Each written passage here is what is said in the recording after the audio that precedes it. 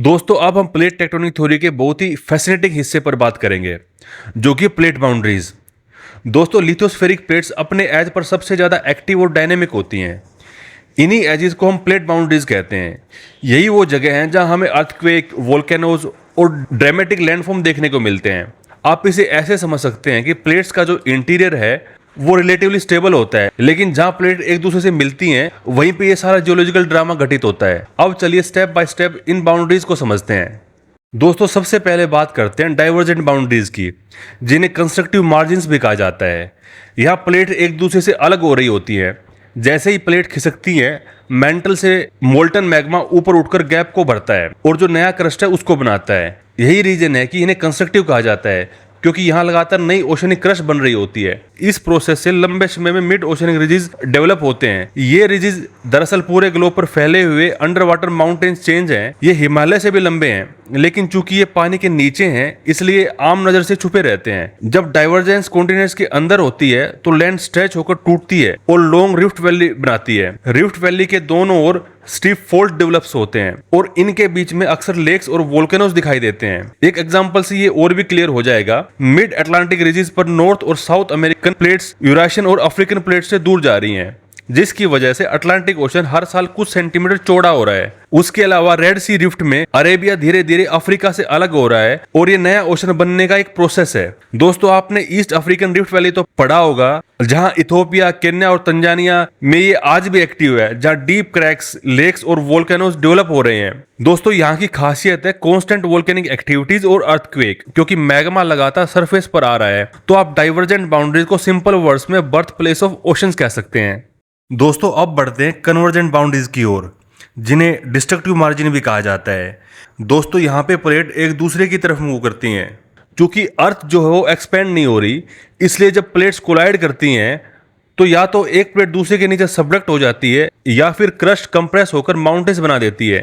यही रीजन है कि यहाँ क्रस्ट डिस्ट्रॉय या कंज्यूम होती है, इसलिए इसको डिस्ट्रक्टिव कहा जाता है। इसमें 3 सिचुएशन पॉसिबल होती हैं। पहली सिचुएशन है ओशन कॉन्टिनेंट कन्वर्जेंस। यहाँ dense oceanic plates lighter continent plate से कोलाइड करती हैं। डेंस होने की वजह से ओशनिक प्लेट कॉन्टिनेंट क्लस्ट के नीचे सबडक्ट हो जाती हैं और वहीं पर एक डीप ओशन ट्रेंच बनता है। सबडक्टेड प्लेट मेंटल में मेल्ट होती है और मोल्टन मैग्मा ऊपर उठकर कॉन्टिनेंट क्रस्ट को तोड़कर बाहर आ जाता है। इससे एक वोल्केनिक माउंटेन चेन बनती है जो ट्रेंच के पैरेलल होती है। इसका सबसे क्लासिकल एग्जांपल है नजाका प्लेट और साउथ अमेरिकन प्लेट की कोलिजन, जिसका रिजल्ट है ऑफशोर पेरू चिली ट्रेंच और लैंड पर एंडीज माउंटेन, जिनमें आज भी एक्टिव वोल्केनोज हैं। दोस्तों दूसरी सिचुएशन आती है ओशन ओशन कन्वर्जेंस की। जब 2 ओशनिक प्लेट आपस में कोलाइड करती हैं तो एक दूसरे के नीचे सबडक्ट हो जाती हैं। सबडक्शन जोन पर ट्रेंच फॉर्म होता है और साथ ही एक वोल्केनिक आइलैंड आर्क बना लेता है। ये आइलैंड आर्क जनरली कर्व्ड होते हैं क्योंकि अर्थ स्फेरिकल है और सबडक्शन ओब्लिक एंगल पर होती है। इसका सबसे फेमस एग्जांपल है मरियाना ट्रेंच, जो अर्थ का सबसे डीपेस्ट पॉइंट है, और उसके पास मैरियाना आइलैंड, जो जापानीज आइलैंड आर्क है, वो भी इसी प्रोसेस का रिजल्ट है, जब पैसिफिक प्लेट छोटी ओशनिक प्लेट्स के नीचे सबडक्ट हो रही है। और दोस्तों जो तीसरी सिचुएशन है वो आती है कॉन्टिनेंट कॉन्टिनेंट कन्वर्जन। यहाँ 2 कॉन्टिनेंट प्लेट्स आपस में कोलाइड करती हैं। चूंकि दोनों ही बायोंट और रिलेटिवली लाइट होती हैं, इनमें से कोई आसानी से सबडक्ट नहीं होती, जिसका रिजल्ट होता है मैसिव क्रस्टल कंप्रेशन। क्रस्ट जो है वो फोल्ड होकर थिक हो जाता है और अपलिफ्ट होकर बहुत बड़ी माउंटेन चेंज बनाता है। इस तरह की कन्वर्जेंस में वोल्केनोज बहुत रेयर होता है क्योंकि मैग्मा आसानी से जनरेट ही नहीं होता, लेकिन अर्थक्वेक काफ़ी कॉमन होते हैं। इसका सबसे फेमस और विजुअली स्ट्राइकिंग एग्जाम्पल है हिमालयाज।